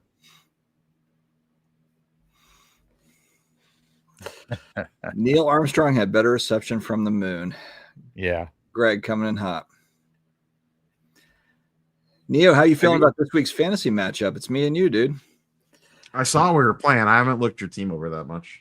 You're at like 223, and I'm supposed to get 233, which means I'll get like 108, and you'll get like 133 and 132. 109. Hey, you got games tomorrow. Who plays tomorrow? Or yeah, 133 and 123 or whatever. Who is on Thursday Night Football? I don't know. I haven't even looked at my team. I know nobody's dying. Just joining now. Let's see. Do we have anybody playing tomorrow? Nope. I know the Bucks play Monday night, so I'm excited about that. Play Houston. Who's playing? Bucks in Houston Monday night. I think there's 2 Monday night games. Oh, Monday night. There's Yeah. Monday night games this week. Yeah. The game that I have to be worried about is the home opener here because we're at the throwback game and we have a tendency to lose our throwback games all the time, even though they're always at home. And we play the damn Jets and we're not good against running quarterbacks. Oh, are you wearing the orange creamsicle? Yeah, they're doing the white jerseys instead of the bright orange. I want the bright orange. How are they I not don't doing the want- orange crush for throwback night? That doesn't even make sense. I Yeah, know. that I agree. sucks. I want the neon orange from the 90s. I don't even want the orange crush. Every time they do that's the flat orange. I want the orange that hurts your eyes. The one that Vinny Testaverde couldn't see. I want that orange. Like you're at the stadium and you just go blind looking at the players on the field. You're like, Especially what? with the bright sunlight, you're like, I can't stare at the screen. It's tough for me. Usually the Saints play the Bucks in Tampa in December. For whatever reason, I remember going like towards the end of the season. It's always like last game of season, which is like, thank God, because I could never do like September. Listen, I'm so happy the first 2 games of the season are away. They need to start doing that just moving forward. Make the 3rd game the home opener. Get out of that at least 1 month of death heat that we have with the humidity. And, pray that you have at least a decent weekend coming up for that home opener. It's so bad. I've got Saints season tickets, and the Cardinals game's coming up this past week, and I was like, shit, have I sold this? Have I sold this game? And I look back, I'm like, I haven't sold this game. I had the tickets at $43 a ticket for our home opener. Yeah. And granted, I mean, these aren't club level. They're, they're upper level, but they're like 30-yard line. They're not bad seats. But I had them at $43 a ticket. I had to move them down to $31 a ticket to sell the home opener. Basically gave them away. Yeah, it's crazy. That's how the Bucks preseason is. I can usually get in I can usually go direct, or even going through Atlanta. It's not too bad, Wes. From North Carolina where I'm at, it's not drivable, so I got to fly in. But I can usually get a direct flight in there. It's not too bad. Maybe like, I don't know, what is it, like a 3-hour flight or something to go direct. Really? And then if I'm going through Atlanta, then it's like an hour and a half or whatever. It's not too bad. This is true, Carlos. This is true. We're going to the Patriots Saints game, and I'm hoping, I think I told you guys this, but through the channel, an executive for the New Orleans Saints reached out. You didn't tell me about this. I didn't know you had inside pull. I have the inside track, and the guy was like, "Hey, we love your show." They also own a card shop in New Orleans. They just started doing that. But he's like, let me know when you're in town, and we'll get you on the field before the game. So I told my youngest son, and he lost his damn mind. So I'm supposed to go on the field after the Jets game on the home opener, and then pregame for the Eagles game. Well, that would be cool. Those are my two on the fields. Those are the season tickets we have. Yeah. Anyway, real quick, while I got this card out of the top loader, can you see it on my camera now? Or am I still? You're still freezing on there. I see it. I don't know what's wrong then. I must be having internet issues in the area, which I have because my phone internet is messing up too. So gotcha. Well, we'll wrap up here soon, boys. I was just going to show one with the peel and one without the peel. That's all. All right. So do you prefer with or without the peel because of the words on the peel, or do you think taking the peel off the card, is altering? Did Mangini say that internet? I don't know. Cam's lagging again. It's my fucking internet. It's pissing me off. Oh, Oh, wait a minute. Let me shut the Pornhub down in the background. That might help. There you go. Here's did the Donruss Elite kind of look like this, Steve? But with Jose? No, it wasn't. It wasn't that set. It was the colored one, right? Because like Ripken has autos also. Well, I had Wade sign this through the mail. He does TTN for $10. There was an auto Donruss Elite Cal Ripken card that was actually pack pulled because there's a guy that you see set up at a lot of the shows that is trying to collect every single one of them. He'll have a showcase that has all of them in it, and they say not for sale. Looking for this card, buying this card, not for sale. Yeah, I see that too. You see him at a lot of the big shows. Have you ever seen him? I have, yeah. Steve's just frozen in time. Am I frozen again? We can hear you. We hear you crying, but we see your eyes close and then they're shut for a little while, like if you're praying, and then they open again, like you just woke up. All right, it's like you're sleeping with your eyes open. It's a little creepy. Bye, motherfuckers. Peace out. It seems like I've had enough. He's just like, I'm out. God, man, that guy. This is the orange I want. I want these orange pants. There it is. Yep. I need those babies to come back. That's Mike the outfit. Mike Allstott. I'm happy that the Bucks don't have Allstott anymore. He should be in the Hall of Fame. He was an animal. That was back though when you could wear the gigantic, like the huge shoulder pads. Yeah. Shoulder pads. You could wear the 40 shoulder pads. Yeah. Then they started worrying about player safety. Blah blah blah. Yeah. Well, I mean, he ended up having to stop playing because of a fracture in his neck that they couldn't repair. Oh, really? That's why he stopped playing. He looks. I've seen him like post career though. He looks good. Like he's in shape. Oh no, he looks great. I mean, he coaches football down here. For just give him something to do. He's supposed to be possibly signing at the Clearwater show at the beginning of next year for a charity. Perks offering reliable internet for $5,000. That's it. Steve is already in chat. Did Steve go to chat? There he is. I can't even watch this. He either got hacked or he's already in the chat. He's in the chat. I was hoping he'd be in the chat for a minute. I love it. Oh, man. Appreciate it, Football Card Finder. Something about looking through a binder. I'm with you. I'm all about the binders. Check out the Daisy card, little sticker card I got right here. The Color Blast. Color Blast. Yep.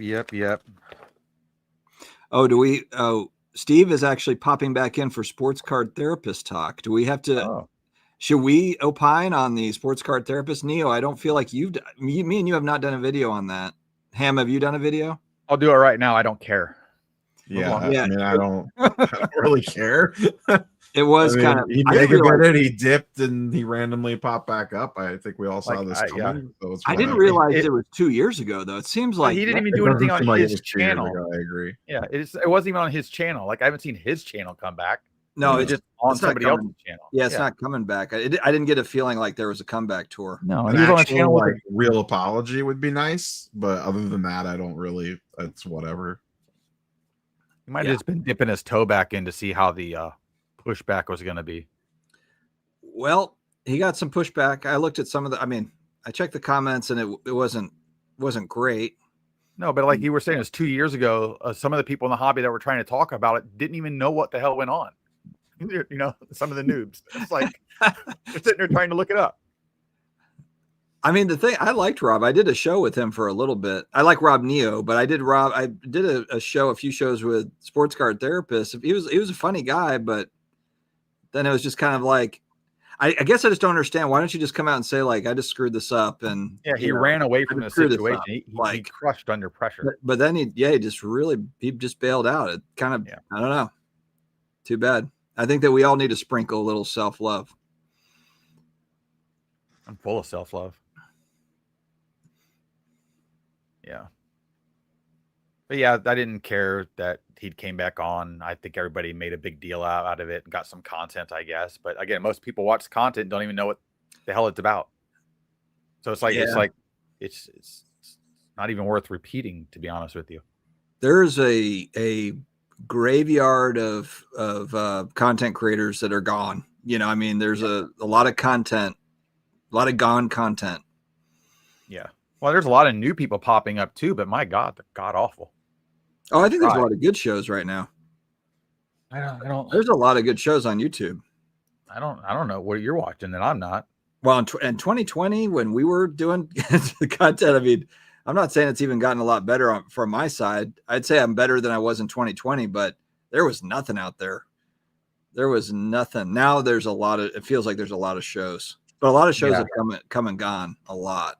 Yeah. I mean, I see new stuff all the time, and I'll go in and just pop in to see if anybody's interesting or has a different take or is doing something different, but no, same old, same old.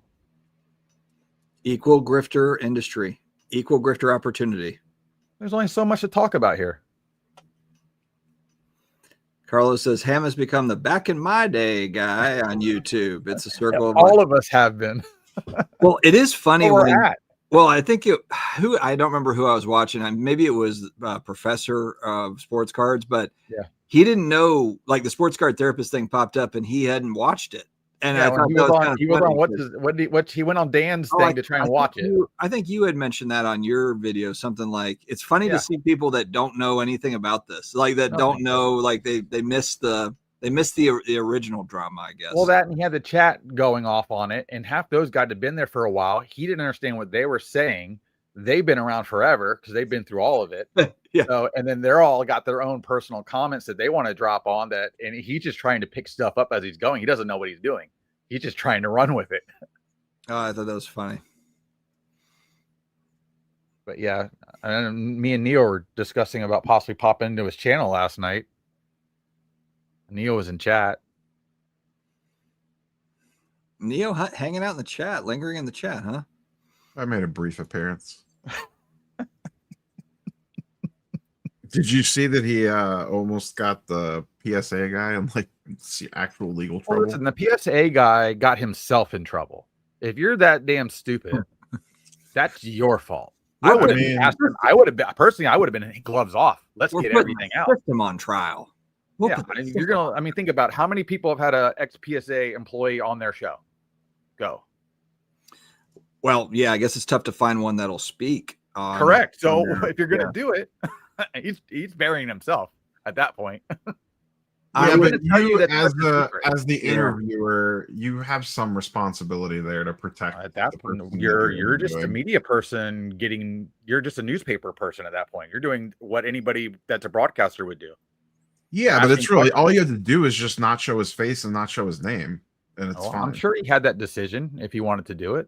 I mean, I don't know that the professor is experienced enough to even think of that, to be honest. Oh, potentially not. I wouldn't have been. I wouldn't have thought about that either. I would have just said, "Spill the beans." Ham, that would have been entertaining if you had done it, because you're just fire off about whatever the hell. Yeah. The problem is, so he did that, which is great. It was a good interview, but now, one, I think it hurts him because what other person from another company is going to be like, yeah, let me go on that channel and have, potentially. I mean, I would also think the guy that came on very young and any other PSA employee is going to be like, nope, not messing with that. So there's like less likelihood now that we actually. There's only like 2 PSA employees that ever even talk. I know, but now anyone that would even ever think about it would be like, I'm good. I'm not even going to test those waters. People are stupid. They do dumb stuff. We see it all the time. Ham's just here for the dumb things. I just want the truth. I don't even know that you needed to distort. I want like an unsolved mystery. I want an unsolved mysteries intro. I want the silhouette with the voice distortion. That's I want it like full 80s unsolved mysteries. But then Steve says he's backstage. I am backstage. Yeah. So you guys were talking about PSA. I missed the question. Oh, I thought you froze again for a minute. It's like, and then there you were. Jack in the box. Ding, ding, ding, ding, ding, ding, ding. No, but yeah, the chat's turned on Neo. So Steve, change the subject. It's not about protecting PSA in 1977. It's about protecting the employee. But what does PSA have to hide? They buy a company, they dissolve it. You get in their way, they run you over. They make their own rules. Every company has, and every major company has NDAs. So are you talking about the ex-PSA employee that was on a couple of different channels? Correct. I didn't watch any of those videos. So what kind of went on? What's that Julia Roberts movie where she's doing like to me that I found interesting is they pick and choose what they want to grade next. Aaron Brockovich. Aaron Brockovich. Ham is like Aaron Brockovich out here. What do they have to hide? That's just true. He was not a grader, Ham. He wasn't. I didn't say he was a grader. Picking. He was talking about research and ID. I understand that they're pushing that box through quicker. You don't understand that because you just said grader.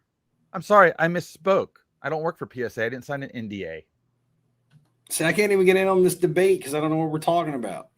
Well, you're out, Steve. I don't know what to tell you. But I you. might be on your side, Neo. I think this is a perfect time to be turn on the side of getting off AOL dial-up. We need to turn memberships on the channel starting now. This is all going behind a paywall. In fact, it was my screen. Actually, it was my screen. It was my StreamYard. Well, what was the thing where you can like add badges and stuff that people like pay for? What is that?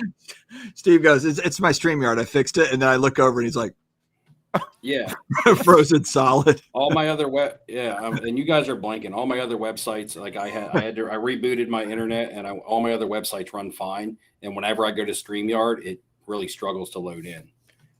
So I already have a ticket in with them.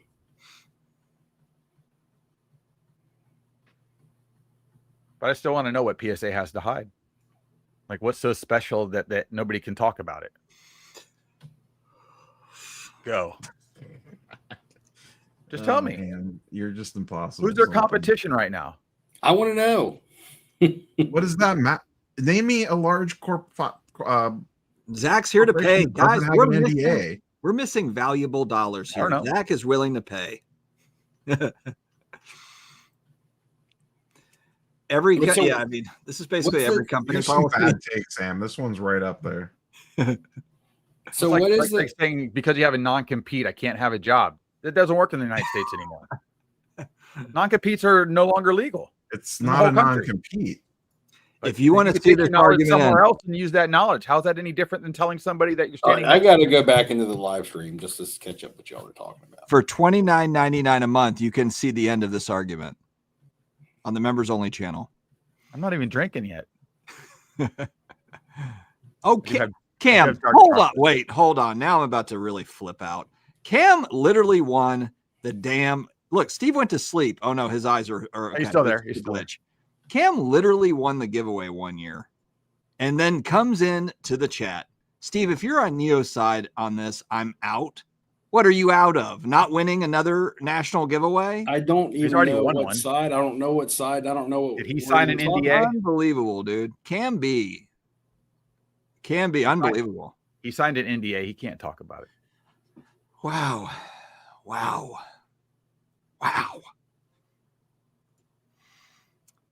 Hey, from the bench, my Luka take was spot on, man. Because what happened? Lakers didn't do shit. Luka cards are down. Looking good overseas right now. Is he hurt or what's the story there? What are you talking about? He's playing. He just scored like 40-something points the other night. Okay. Yeah, but I thought he got hurt, but I guess he bounced back. Anybody who bought Luka cards when he was traded to the Lakers and didn't sell them is losing right now. So that take was I don't bad. understand what the bad take is. I don't know what the take is at all. Companies I don't don't know what have you guys are- NDAs. Like I don't understand what the take is, what the bad take For is. $29.99 a month behind our paywall, you'll learn. Yeah, Neil, we got to sell the paywall, Neil. We're selling a paywall. Take? We got to sell the paywall. That's all. Brick wall full of money. What are we debating here? Where Chat- are we? Chat's Where mad are because we? PSA has their employees sign an NDA. I think Like is Michael the is. gist of it. Yeah. I'm And upset that PSA employees are not allowed to talk about working at PSA. I mean, there's probably a lot of businesses that do that. I mean, sort of Ham, confidentiality. Steve, right? do you have an NDA, or you can't get on here and talk about casino secrets? Can He you? talks about casino stuff all the time. I don't have anything that I've signed. It's generally a rule Tony of thumb. Soprano will kick the door in if he gives. It's up like the it's back. like a kiss. It's not, and I don't want to say it's frowned upon, but it's typically not something that I like to talk about. It's like an unwritten rule. But to be honest, anything that I could tell you about a casino, you could Google. Anything I could tell you about a casino, you could look it up and read about it yourself. There's nothing that's like strictly confidential, kept behind the doors that only casino employees know about. I just feel like why Everything's is written up through state lottery Martin laws. where I can't talk about what I'm doing? 77. I'm not saying he has to protect them with like weak questions and stuff, but it's not a bad idea to protect the identity of someone like that. Like, Dustin, if you interviewed someone like that, would you just throw them out there, or would you have protected his identity? Probably wouldn't have bothered with it, to be honest. I wouldn't have taken it on. But yeah, I don't know. I think a lot of people in the hobby have Like that. let's say hypothetically, I'm a former PSA grader, and I come to you and be like, I've proven that I work at PSA. Do you want to go on for an interview? Or I'd like to come on for an interview. What do you want to talk about? What's the point of it? Whatever you want to, whatever questions you want to ask me. Ask me all the dirty secrets. I feel like it's not my channel. I wouldn't do it. I wouldn't bother with it. I feel like just like at any job, there's a quote that people like to say when someone asks a question, and you're like, "That's above my pay grade," right? That's kind of like the answer of, "I have no liberty to speak on that. That's above my pay grade." So if you were going to have somebody on from PSA, I guess it would be in relationship to what their actual status was with the company. Like Nia, you have big representatives on your channel sometimes. This is a general employee. So actually, how far does their knowledge go other than what they personally experienced as an employee? Not the ins and outs and the behind the scenes shit that they don't. I work in a casino. I can tell you anything about the table games department, but I can't tell you hardly anything about food and beverage. I can't tell you hardly anything about the sports book, right? It's different departments and it's stuff. If someone asked me, why don't you have this game in the casino? Well, that's above my pay grade. I really don't know, right? Why are your beers so expensive at happy hour? I don't know. What's my odds of winning at blackjack? 60-40 in the house's favor. There's stuff that I can answer and stuff that I can't. So I guess it would just depend on the line of questioning that you were really shooting for. And you would have to shoot at stuff that this person actually had knowledge on. Or it's just like interviewing anybody else. If you're going to ask this person questions about PSA that they have no experience in, you might as well just be asking me. I thought that the professor did fine as far as the interview goes. It didn't feel like there was a lot of gotcha moments or that he was even really, he wasn't, right. It didn't feel like he was trying to pull them either. I didn't get the sense that he was trying to like, so is, are the employees getting, the all the tens or any, like, I didn't hear any of that. I didn't get the feeling like, and I didn't see the interview. So again, I can't, I don't know what questions were asked. I don't even know what this person's position was with the company. I don't know when or how long they worked there. Were they under the old ownership, the new ownership? Like, I don't know any of that information. And that information is going to be vital. I mean, when all that is, it's part of that. What were you saying, Rob? Is Marvelous Pax talking about me or Dustin? Because there's only one person on here that's sponsored by PSA. No, he's talking about me. Oh, Yeah, okay. that's why I pulled it up. Then again, there's disgruntled employees in every industry. Say, for instance, you hire in a grader at minimum wage. They're not performing up to job standards. They don't even make it out of their 90-day probationary period, and you let them go. And then they go on a podcast and say, well, I used to work for PSA, and that company is trash. Yeah. You can't Well, I mean, so what kind of credibility are you going to hold them to? Yeah, I'd put him. Simon brings up a good point in chat. Like, people are going to Google that dude's name now and immediately see that he likes to spill company secrets. Yeah. Everybody just went and Facebook looked him up and shit. Now he's got all these new friends. And then again, at the end of the day, it's the person's decision to do that interview and what was their motive behind it. Are they trying to make the company look better? Are they trying to make it look worse? Are they trying to get notoriety for themselves? They're the ones putting themselves out there. So confidentiality at that point's out the window. This is social media. Once you put yourself on social media, you're open, you're fair game. That's just the world that we live in today. You can't put yourself on social media and then say, oh, don't critique me or don't praise me or don't judge me. No, you put yourself out there for that. The old scare tactic letter, hey, you're not supposed to be talking. Don't do this anymore. Like, here's your warning. That's that they threw the shot across him. He ain't said nothing since. And that puts out a reputation for the rest of the people that have worked for PSA. Don't say shit. You signed something. I don't know how long the NDA lasts for. It's not forever. That's for sure. I mean, in our policy at my casino, as an active employee, belittling the company, and that's not talking about rules, regulations, or anything like that. This is just basically slandering, venting on social media about your job. Okay, I went to work tonight and our management team sucks and they don't know how to treat anybody. Working at this casino sucks, but I have to do it because I got to pay my bills, right? That is something we do sign. That is something we do sign going in when you take the job. It's your orientation to slander the company on social media. Now you can go on there and say, hey, this is how to win at craps. This is the best way to play the roulette wheel. You're still probably going to lose, but this is your best odds of winning. None of that stuff is banned from being talked about. You can talk about that stuff. But the company really frowns upon going on social media and running the company down. Yeah. Because at that point, you're a representative of the company, and now you're hurting. At the end of the day, you could be hurting the company's bottom line, right? Yeah. Or but you might deter a customer from coming in because they might go, oh, I'm not going to go there if they got shitty management, right? Can you pull up 77's last comment? This one? Yeah. So, in my opinion, I think the reason they sent it to him was to scare anyone else from doing it. I don't think he said anything that they were actually that pissed about, because they even said they're basically just giving him a warning. I think the whole point of it was to scare anyone else from ever even consider doing it again. It was just a warning shot to the rest of their employees, not, I don't think, necessarily anything he said or did.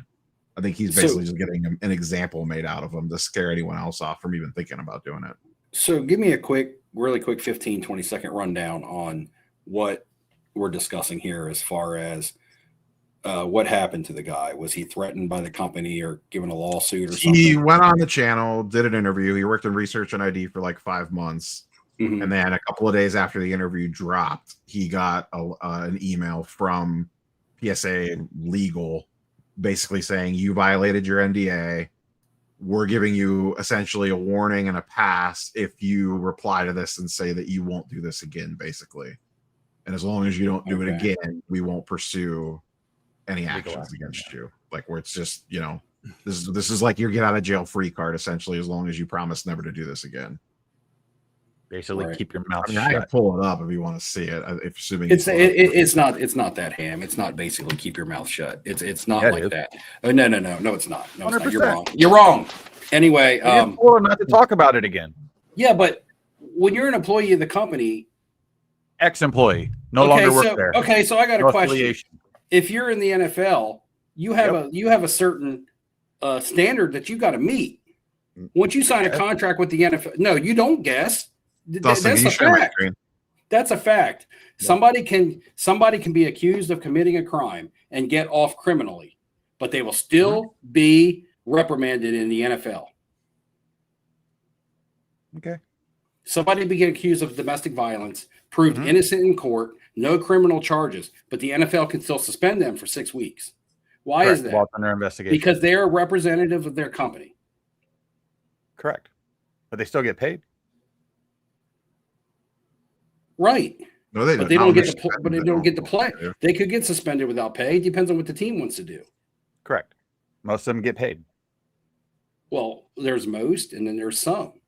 Well, because the sum, the team's already done an investigation on it. Okay, so at my job, if someone walks in and I cuss them out, if they make me angry as a boss and they're like, this, that, and the other, it happens all the time because people get drunk and they're losing their money in the casino. Yeah, I get it. I can't say, go fuck yourself. I can't say that to them.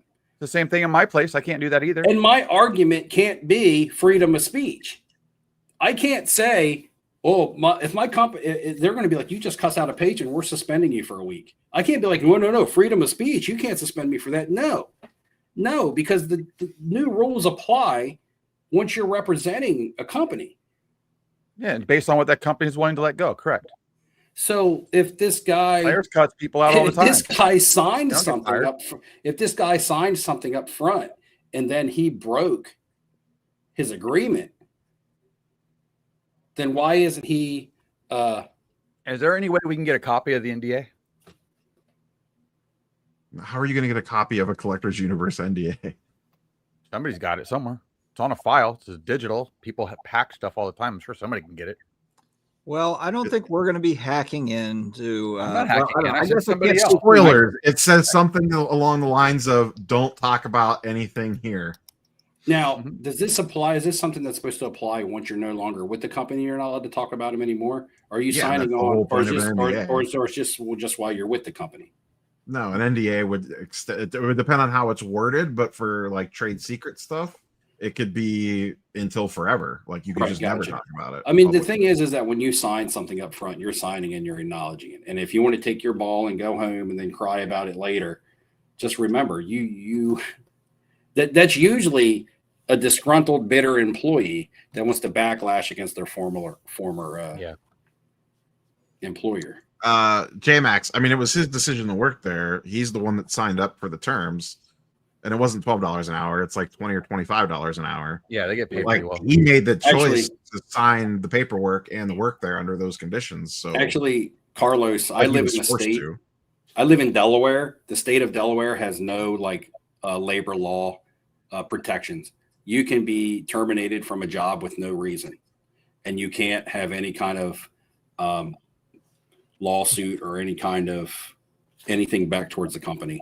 If you're working somewhere here in Delaware and they walk in, you could have just won Employee of the Month and had your awards banquet yesterday, and they can walk in the next day.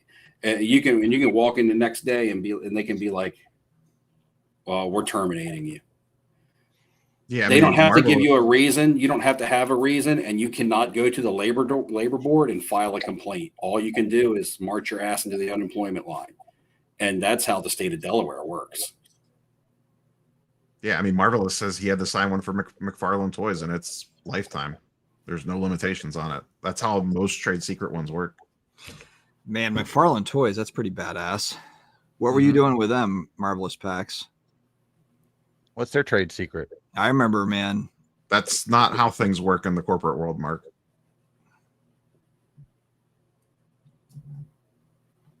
What happens if nothing's a secret? Does an NDA still count?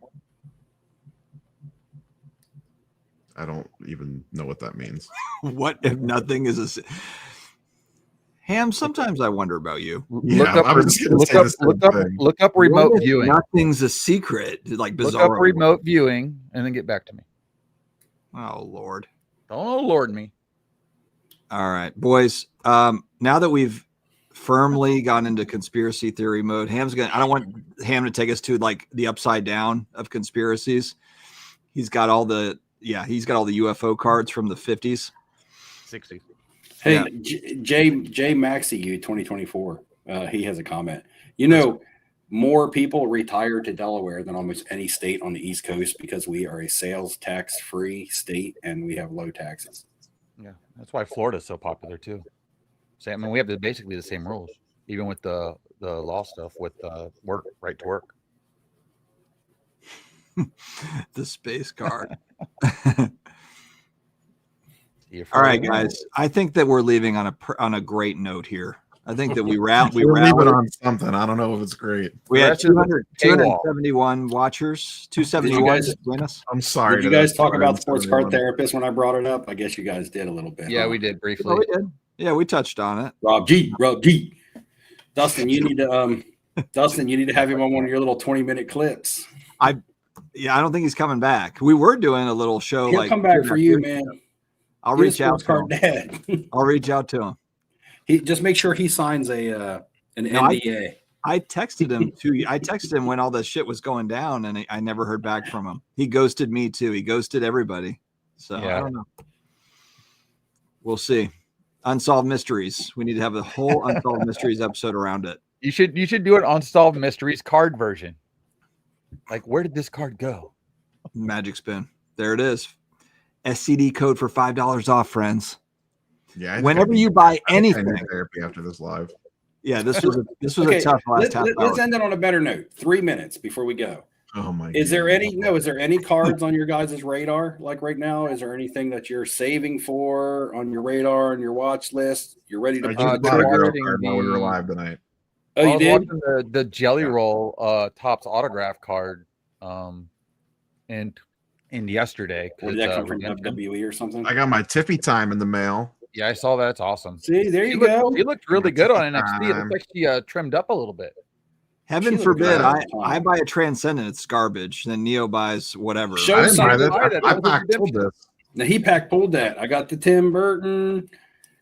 Neo got his Tiffy time. Neo. I got a box of Cactus. I'm guessing you're saving that for a video, right? Yeah, it'll be up on Friday. So maybe I got a Red Alert video for tomorrow. For the video for tomorrow. Red Alert. For the Grail that you bought tonight will be up on Friday? No, I gotta wait to get that in the mail because I'll tell you guys offline. Yeah, that's what I mean. You'll tell us in text. Okay. I'm still paying off the 86 Fleer Jordan. I'm still selling it. Paid, so I've got 30 days. I got to sell some things. I got 30 days of nothing. You leverage that? Well, leverage it for a few weeks and then pay it. Look, hey, credit card rewards, my friend. Credit card rewards. It's 86 Fleer Jordan. It's not like you couldn't wait it and got one any day of the week. Not that copy, Steve. That's true. That's true. That's you specifically wanted an off-centered copy. You got a solid newly graded 6. The guy that wanted an off-centered copy to look. The guy that tells us, the guy that comes on here and shoves down our throat that the star Michael Jordan is the true rookie gets upset in a text message when we don't give him a whole bunch of emojis for buying an 86 Fleer Jordan. No, you guys never give me anything. I respond. Trash. Ham, you're the only one.